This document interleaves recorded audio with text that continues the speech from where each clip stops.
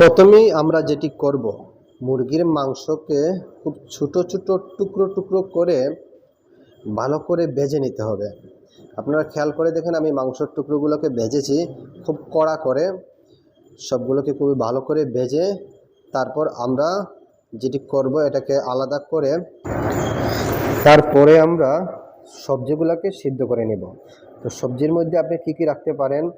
আপনি রাখতে পারেন পেঁপে, চাল কুমড়ো, গাজর, পেঁয়াজ পাতা, ফুলকপি, বাঁধাকপি, সবুজ ক্যাপসিকাম, হলুদ ক্যাপসিকাম, আরও যেগুলো আপনার পছন্দনীয় কিছু রাখতে পারেন।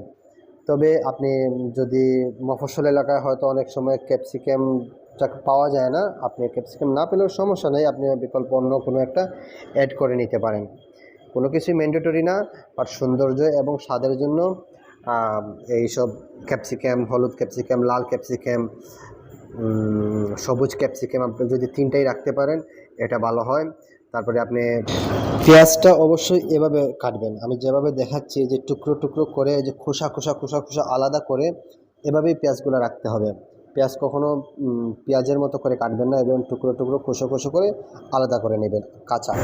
তারপর আমরা যেটি করব, ভাজা পেঁয়াজে রসুন এবং আদা বাটা ছেড়ে দিব। এবং ভাজা পেঁয়াজটাকে আপনাদেরকে যেটা দেখিয়েছি যে পেঁয়াজটা, এটা কিন্তু আমরা ভাজিনি এখনও, আমরা এটা আলাদা করে চিকন চিকন করে পেঁয়াজ যেভাবে ভাজে বেরেস্তা বানায় ঠিক সেভাবে পেঁয়াজটাকে আমরা ভেজে নিয়েছি। এবং যে পেঁয়াজটা দেখিয়েছি সেটা কিন্তু কাঁচাই রাখতে হবে। তো দেখতে পাচ্ছেন এই পেঁয়াজের মধ্যে রসুন এবং আদা অনেকক্ষণ আপনারা নেড়ে নেবেন যাতে আদা রসুনের গন্ধটা উঠে যায়, খুব ভালো করে একটু ভেজে নেবেন। তারপরে সেখানে পরিমাণ মতো লবণ দিয়ে দিচ্ছি। আপনারা দেখতে পাচ্ছেন এটা লবণের পরিমাণ আমরা সবাই জানি, পরিমাণ অনুপাতে আমরা লবণ দিয়ে দিব। তারপরে আমরা এটার মধ্যে ভাজা মুরগিটা ছেড়ে দেব। আপনারা দেখতে পাচ্ছেন আমি মুরগির মাংসটা ছেড়ে দিয়েছি এবং এটা আমি মিক্স করব, খুব ভালো করে টোটালকে মিক্স আপ করে নেব। একদম নিচের যত পেঁয়াজ আছে, মশলা আছে, সবটাকে একদম ভালো করে যেন মিক্স করে নেই। এভাবেই আমরা কিছুক্ষণ নাড়াচাড়া করব। আপনারা দেখতে পাচ্ছেন আমি নাড়াচাড়া করছি, এভাবে নাড়াচাড়া করতে থাকুন। অলরেডি যেহেতু আমাদের মাংসটা ভাজাই আছে, সিদ্ধই আছে, এখানে খুব বেশি রান্নার প্রয়োজন নেই, যেটা হচ্ছে জাস্ট এই মশলাটার মিক্স আপ, এই মশলাটার মিক্স আপ যেন ভালো হয়। ঠিক আছে,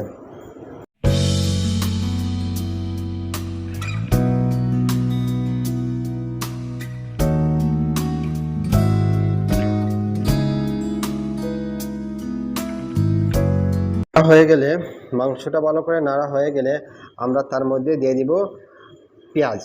আস্তে আস্তে যে পেঁয়াজটা ছিল কাঁচা, সেই পেঁয়াজটা আমরা মাংসের মধ্যে ঢেলে দেব। তারপরে আমরা এটাকে আবারও মিক্স করব, সম্পূর্ণ পেঁয়াজটা যাতে মাংসের মধ্যে ভিতরে ঢুকে পুরো মাংসটাকে আমরা খুব ভালো করে মিক্স করে নেব। তো আমরা দেখতে পাচ্ছি আমরা মাংসগুলোটাকে মিক্স করছি। তারপরে আমরা যেটা করব, আমরা আমাদের যে সবজি আছে এই সবজিটাকে আমরা মাংসের উপরে ঢেলে দিলাম।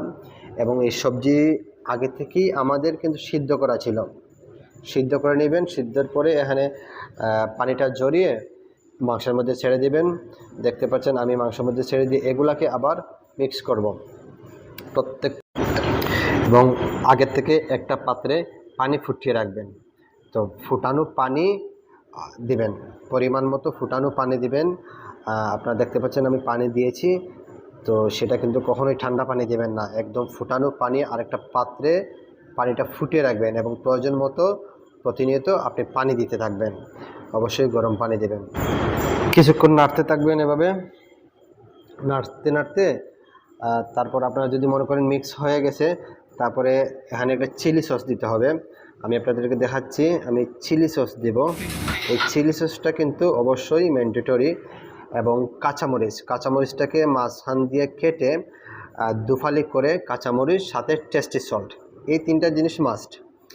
আপনাকে টেস্টি সল্ট দিতে হবে, চিলি সস দিতে হবে, কাঁচামরিচ, এগুলোকে মাস্ট।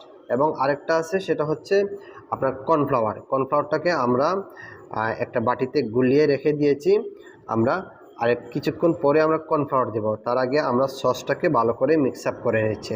আপনারা দেখতে পাচ্ছেন আমি সস এবং টেস্টিং সল্ট এই জিনিসগুলোকে ভালো করে মিক্স আপ করে নিচ্ছি।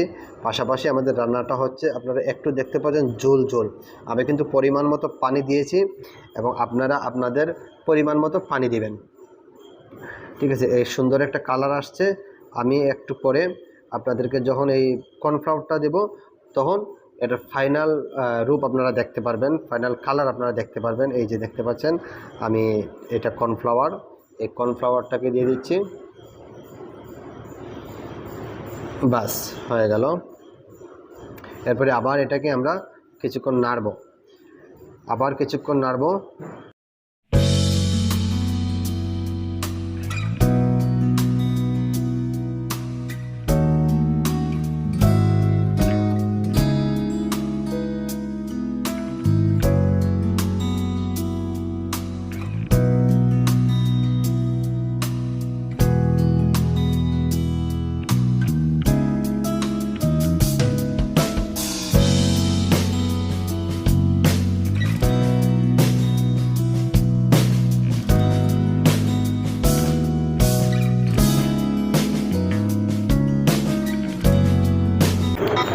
আমি এখন চিকেন চিলির শেষ উপকরণটা দিচ্ছি, সেটা হচ্ছে কি টমেটো সস।